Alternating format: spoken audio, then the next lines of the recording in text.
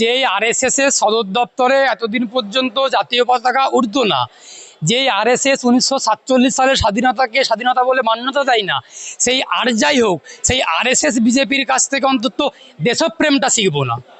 সেই আরএসএস বিজেপির কাছ থেকে আজ যাই হোক দেশপ্রেমটা শিখবো না। আমার ভূমিকা সিং থেকে শুরু করে সোফিয়া কুরেশি থেকে শুরু করে ওরা আমাদের দেশের সম্পদ, আমাদের দেশের রত্ন। ভারতের সেনারা দেশের গর্ব, আর নরেন্দ্র মোদী দেশের লজ্জা, অমিত শাহ দেশের লজ্জা, শুভেন্দু অধিকারী, গরুকাকা শুভেন্দু অধিকারী দেশের লজ্জা। যারা সেনাদেরকে নিয়ে রাজনীতি করে, এই নরেন্দ্র মোদী, অমিত শাহরা, তারা আমাদের দেশের লজ্জা।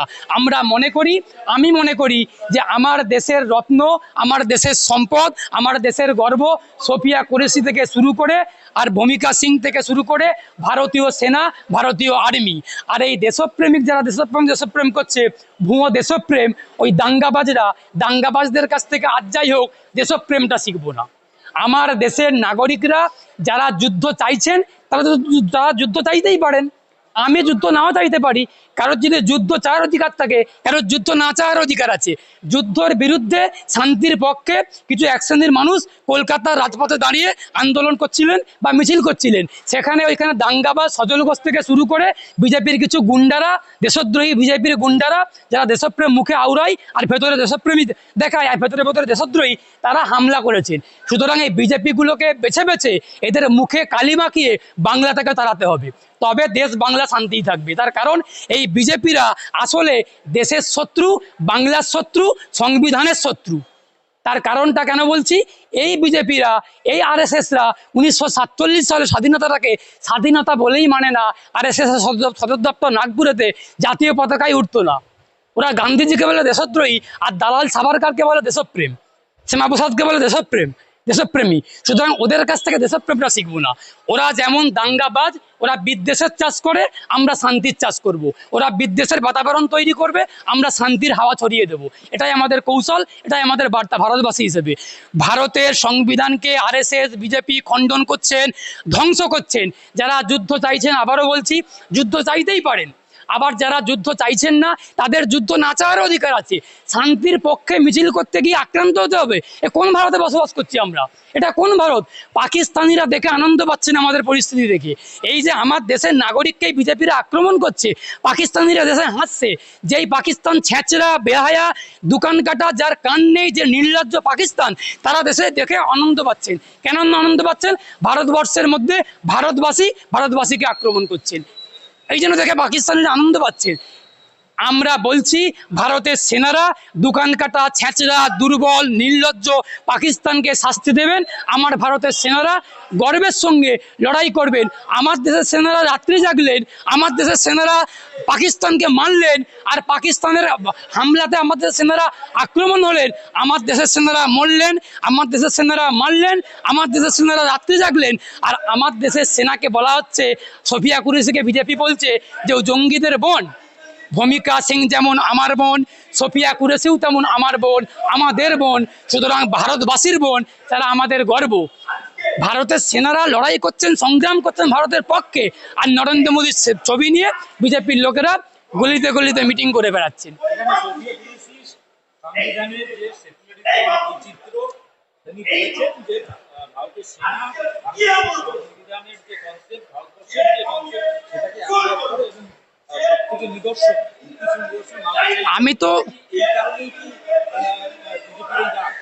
আমি তো আগেই বললাম যে সংবিধানকে বিজেপি বুড়ো আঙুলে গিয়ে হত্যা করার চেষ্টা করছেন। 2014 সালের পর যেভাবে দেশে একটা বিদ্বেষের চাষ হচ্ছে, যেভাবে দেশের সেনারা মৃত্যুর মুখে পতিত হচ্ছে, মৃত্যুর মুখে ঢলে পড়ছে, যেভাবে পাকিস্তান একের পর এক হামলা করছে, পাকিস্তানের জঙ্গিরা, এই যে পহেলগামে হামলা হলো, এই হামলার বিরুদ্ধে যেমন ভারতের সেনারা লড়াই করেছেন, আমি সেনাকে কুর্নিশ জানাবো। সেনার পায়ে আমার 100 কোটি সালাম, সেনাদের পায়ে আমার 100 কোটি প্রণাম। আমি মাথা নত করে ভারতের সেনাকে কুর্নিশ জানাই, সালাম করি ভারতবাসী হিসেবে।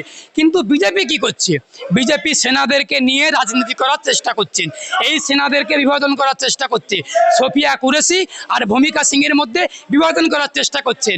যেই একই সঙ্গে দাঁড়িয়ে, একই যুদ্ধ বিমানে দাঁড়িয়ে যেই সোফিয়া কুরেশি আর ভূমিকা সিং লড়াই করলো, যুদ্ধ করলো, করে পাকিস্তানের জঙ্গি ঘাঁটি ভেঙে দুর্মুষ করে দিল, সেই সোফিয়া কুরেশির মুখে যখন আমরা ধর্মনিরপেক্ষতার বাণী শুনলাম, যেই ভূমিকা সিংয়ের মুখে আমরা ধর্মনিরপেক্ষতার বুলি শুনলাম, তখনই বিজেপির ল্যাংটা নেতারা, হাফ প্যান্ট পরা RSS এর নেতারা, তারা ভূমিকা সিং থেকে শুরু করে সোফিয়া কুরেশিকে হিন্দু মুসলমানে বিভাজন করার চেষ্টা করছে।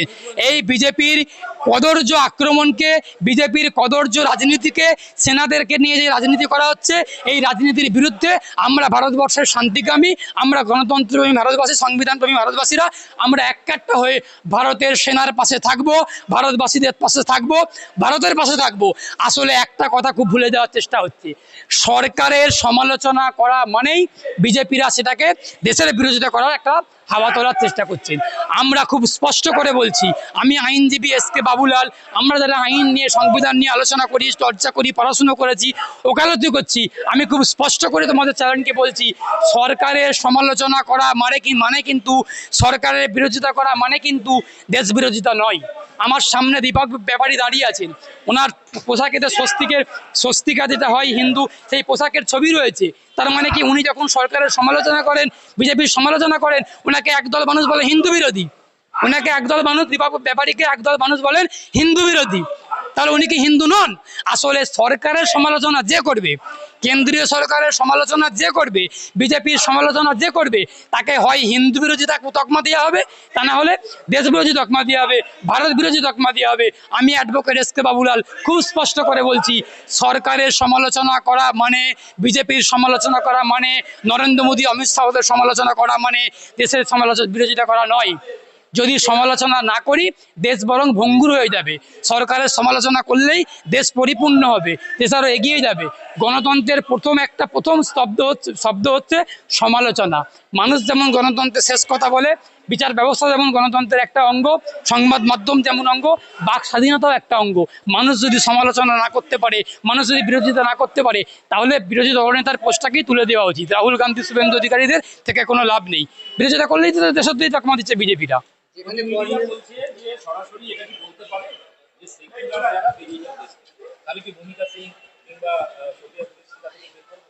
যারা ধর্ম নিরপেক্ষ তারা দেশ থেকে বেরোবে না।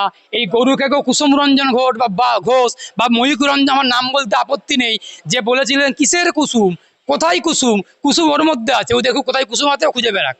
ওই ময়ূক রঞ্জন ঘোষ কোথায় কুসুম উনি খুঁজে বেড়াক। মামলার এমন গুঁতো হাইকোর্টে খেয়েছেন, এমন প্রত্যেকটা থানায় এমন মামলার গুঁতো খেয়েছে, তার পরের দিন থেকে কুসুম রঞ্জন ঘোষ বা ময়ূক রঞ্জন ঘোষ একদম খাঁটি ধর্মনিরপেক্ষ হয়ে গেছেন। যে ধর্মনিরপেক্ষতার বিরুদ্ধে কুসুম কুসুম করে আওয়াজ তুলছিলেন, কিসের কুসুম, কোথায় কুসুম, কেন কুসুম, সেই ময়ূক রঞ্জন ঘোষ এখন মামলার গুঁতো খেয়ে, হাইকোর্টে মামলার গুঁতো খেয়েছে, থানায় ক্রিমিনাল কেস খেয়েছেন, খাওয়ার পরে উনি পুরো ধর্মনিরপেক্ষ হয়ে গেছেন। উনি বলছেন দেশের লড়াই একসঙ্গে হিন্দু মুসলমান করছেন। একটা আমি দেখছিলাম একটা চ্যানেলেতে, ওনার চ্যানেলে দেখছিলাম উনি বলছেন যে এই লড়াইটা লড়ছে হিন্দু মুসলমান, 140 কোটি মানুষ লড়ছেন। এতদিন পর্যন্ত বলছিলেন শুধু হিন্দুরা লড়ছে, উনি বলছিলেন। আর যাই মামলার গুঁতো খেয়েছেন, আইনের ডান্ডা খেয়ে ঠান্ডা হয়ে গেছেন, বলছে ভারতবর্ষ ধর্মনিরপেক্ষ দেশ। ওই কুসুম রঞ্জন ঘোষ বা ময়ূক রঞ্জন ঘোষ উনি কুসুম নিয়ে খেলা করুক, দেশের মানুষ ওনাকে মেরে বাংলাদেশে পাঠিয়ে দিবেন। আসলে ওই লোকটাই তো দেশদ্রোহী, লোকটাই তো বাংলাদেশে অনুপ্রবেশকারী, কাঁটাতার পার করে আসা একজন বেআইনি অনুপ্রবেশকারী। ওকে তাড়ানোর জন্য লড়াই চলছে, ওকে তাড়ানোর জন্যই লড়াই চলছে, লড়াই চলবে।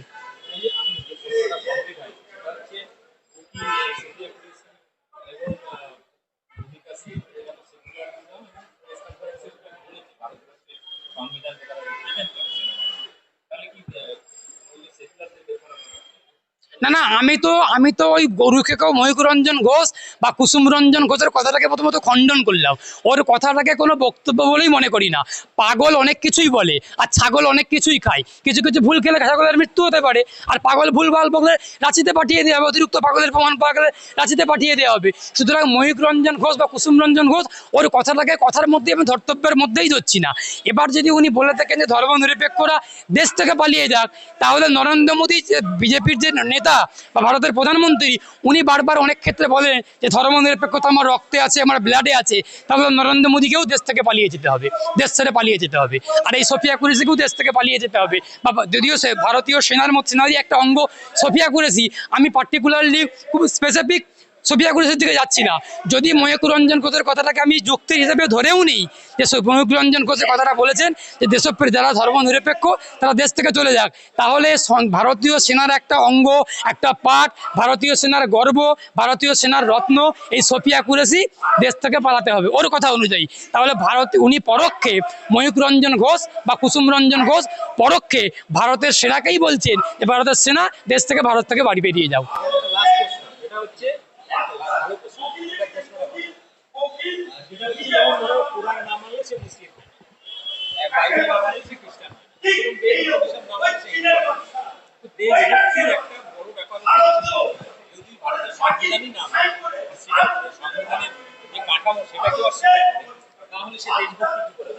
আসলে ওদের বাপ আরএসএস হাফ প্যান্ট পরা নেতা, 18 বছর বয়স থেকে হাফ প্যান্ট পরে, আর যেদিনকে মৃত্যু হয় শ্মশান পর্যন্ত যায় ওরা হাফ প্যান্ট পরেই যায়।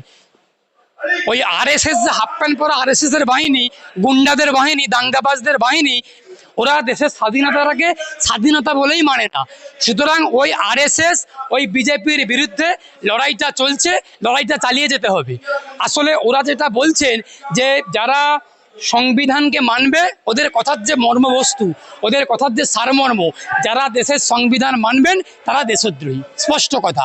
আর যারা শুভেন্দুর মতো বাটি বাটি হাঁড়ি হাঁড়ি মাংস খাবেন তারা খুব বড় দেশপ্রেমিক, তারা এখানে এসে রাজনীতি করে বেড়াবেন আর দেশপ্রেমিকের বুলিয়া উড়াবেন হাফ প্যান্ট পরে। দেশের মানুষকে মেরে দেশবাসীকে, আমি একটা কথা বলে শেষ করবো দীপকদা, আপনারা আছেন, দেশবাসীকে মেরে দেশপ্রেম বিজেপি আরএসএস সেম সেম। আবারও বলছি, দেশবাসীকে মেরে দেশপ্রেম BJP RSS same same same same same same.